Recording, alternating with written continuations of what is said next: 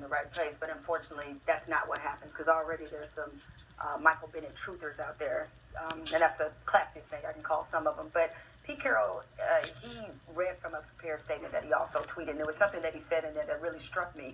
What happened with Michael is a classic illustration of the reality of inequality demonstrated daily, and that's the part that I think a lot of people don't get and understand is what Michael Bennett experienced is not the exception.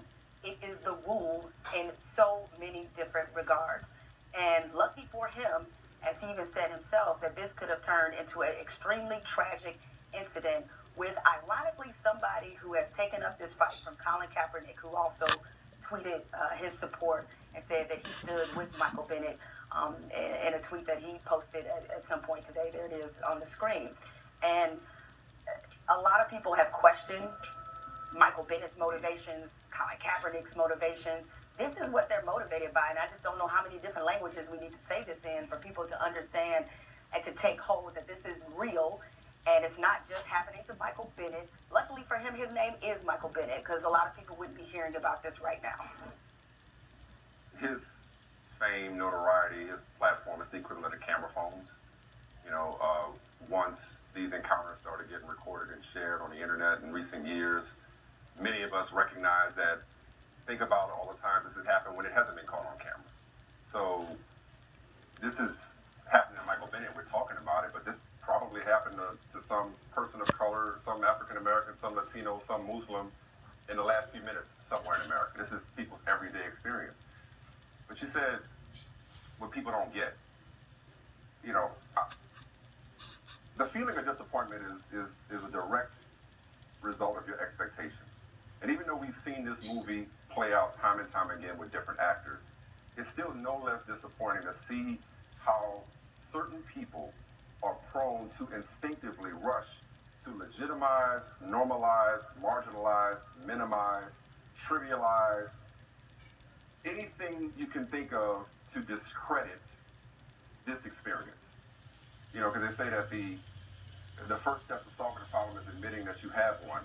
There are way too many people in this country and way too many people in high places in this country who still won't admit that we have a race problem in this country. Or they admit it in the abstract. Like, I really hate when people say, oh, I know racism exists, but that's just not the case here. Well, if it exists, where? Who? When? It has to exist somewhere if you acknowledge that there is a problem, right? And a lot of this has to do that there are some people who are in a privileged enough position to not want to believe that this is really America.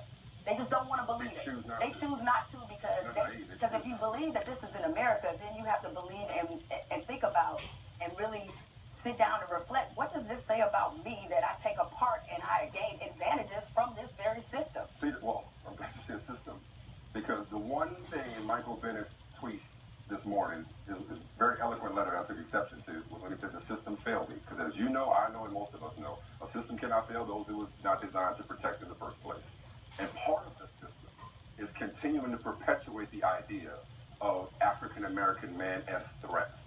That's how it continues to get validated. These acts of what people say, don't rush to judgment when it comes to the police, but they're quick to put the alleged victim on trial, or the person that the police are sworn to serve and protect that's been violated or feels he's been violated, quick to put him on trial. What did you do? What didn't we see? What did you do? Why didn't you obey? Why didn't you listen to commands?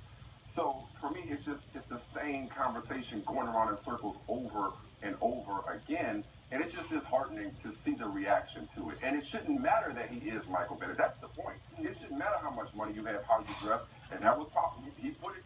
Oh, look, Jay-Z said it recently. We've been saying this since the beginning of time. You still just another one, no matter what you accomplished. And he goes through this now, and for all the people who said to him and Colin Kaepernick, well, what do you have to complain about? You're rich, you're playing a game, you can't relate to the people that you're fighting for. Yes, you can. Yeah. Yes, you can. And imagine a child in that situation. Michael Bennett's a grown man. Imagine how often teenagers and children are traumatized in that way, and their lives are never the same. How many people, they may not lose their lives in those situations, but emotionally, mentally, and psychologically, they're scarred for life. Because even if you haven't experienced that, if you look like Michael Bennett, you know you can.